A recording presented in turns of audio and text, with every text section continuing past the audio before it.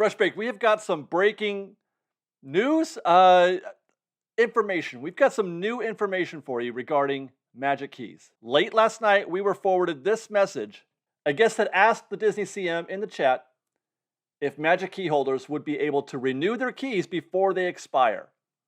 The CM in the chat said yes, that keys who are in their renewal window would be able to renew this summer into one of several passes available. I was skeptical given the way that the response was phrased in such a way that it looked very much like a canned response. Phrased in such a way that suggested that the plans or the decision was not fully formed as of yet. The only thing that had been done was that there had been a decision that guests could renew their pass. So I sent in my own request to Disney Guest Services in the app, and this was my response. Nope, no information was available. And this is the same response that I had been given, the other times that I had asked about Magic Key renewals. This is not my first time. But still, that first response is a big deal because it's the first time that we've heard from Disney regarding Magic Keys. Before, the other things that we had heard were rumors, suggestions. But I was still unconvinced, so I decided I would try again. After all, the message that I sent was late last night, late Friday night, and it's very possible that the cast member whom I spoke with in the chat, they didn't have all the information, they didn't have the current information, and the cast members that came in the following day, they might. So we tried again Saturday morning, this time through Elizabeth's account, my wife. Now that's what I'm talking about, an affirmative and unqualified yes. Even with a slammer, the CM is clearly happy to provide this news, I think. She said that Magic Key passes that are expiring soon will be able to renew this summer and that emails will be sent with the steps needed. One more question though, and this one's going to be a bit of a shot in the dark. I knew this would be a shot in the dark, but I asked it anyway. Will they be the same Magic Keys or is this going to be something new? But as I suspected, the CM couldn't or wouldn't say. But before we get into that, I think that the most important, the main takeaway that we can take from these conversations is that Magic Keys will be eligible for renewal. I think that is, we can pretty much say that's going to happen now. And I'm confident that they're going to be available to us before the August 25th renewal date. That's the first date that Magic Keys were put on sale publicly. But the rest, all the other stuff is still a mystery. So let's see if we can't decode some of what was said in those conversations. In the first response, the CM said that guests would have the opportunity to renew into one of several passes available. This suggests to me that we're getting a new Magic Key program or a new annual pass program. I feel like even the term Magic Keys may be up for discussion. Either a complete overhaul of the system or at least one with very visible changes to the program. In the response, the cast member didn't say new, but she also didn't simply say guests can renew their passes. Saying that guests could simply renew would have suggested to me that they would renew into the same pass they had before. But she said into, and this to me suggests transformation from one thing to another. But then the second cast member's response did say the thing that I said that the other one didn't, and that is that guests could simply renew. She said passes that are expiring soon will be able to renew this summer.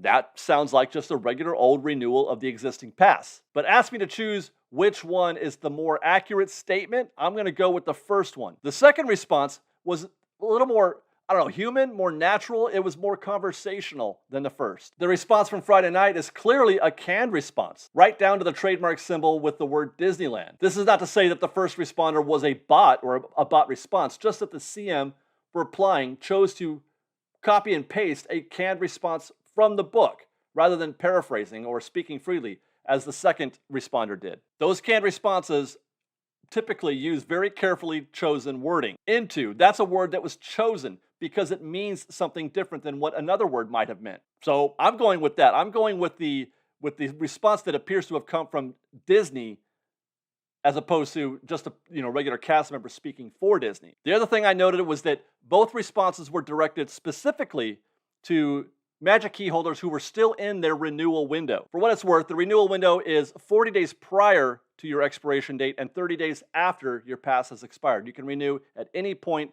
in that time frame. The first response refers to guests who are in the renewal window. This is part of the canned response from the book, words chosen specifically.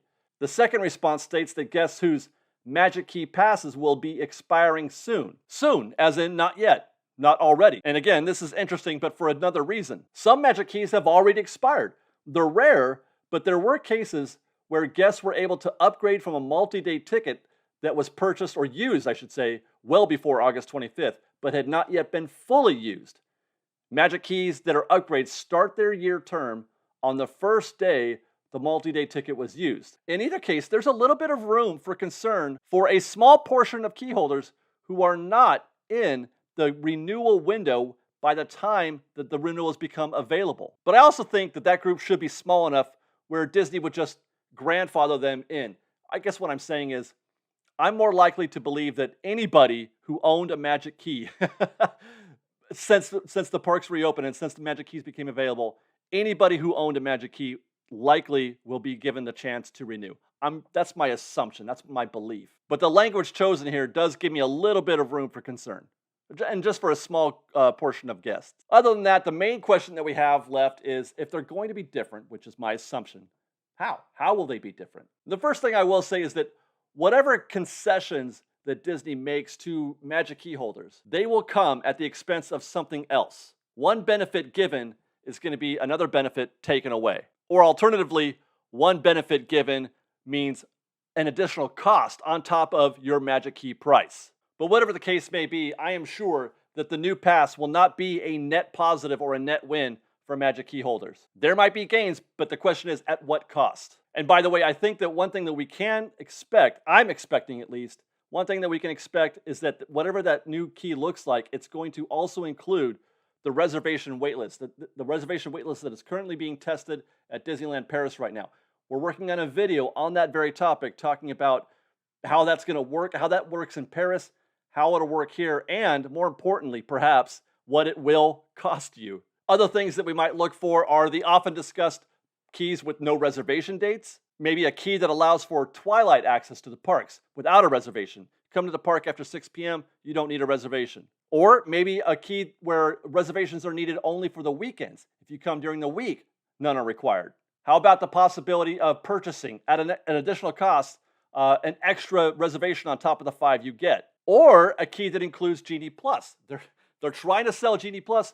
If they roll that into the Magic Keys, they will certainly sell more Genie Plus in that case. The same way that they had tremendous sell-through rates for Max Pass with the old annual pass program. The opt-in rate for guests was so much higher with annual pass holders who were given the opportunity to just add it into their pass. Or either it came with their pass or they were able to buy it for a whole year in advance and add that price to the annual pass. And there are lots of other possibilities. That's your homework assignment, Fresh Baked. Tell us what features you want most and which features you would be willing to give up in order to get those. Like I said, this is a transactional relationship. They actually used that term recently to describe Bob Chapek. So that makes sense that it happens here. It's transactional. You're going to get a thing, but it's going to cost you a thing. Tell us what you think, Fresh Baked. Let us know in the comments below. And until next time, follow us on Instagram at _FreshBaked, on Twitter at FreshBakedDizzy, that's fresh with no E, and on TikTok at FreshBakedDizzy. And if you like our show and want to show your support, please do consider joining our Patreon campaign at patreon.com/freshbaked. Otherwise, thanks again for watching, everybody. We love you. Be safe out there. Be kind to one another. And Fresh Baked.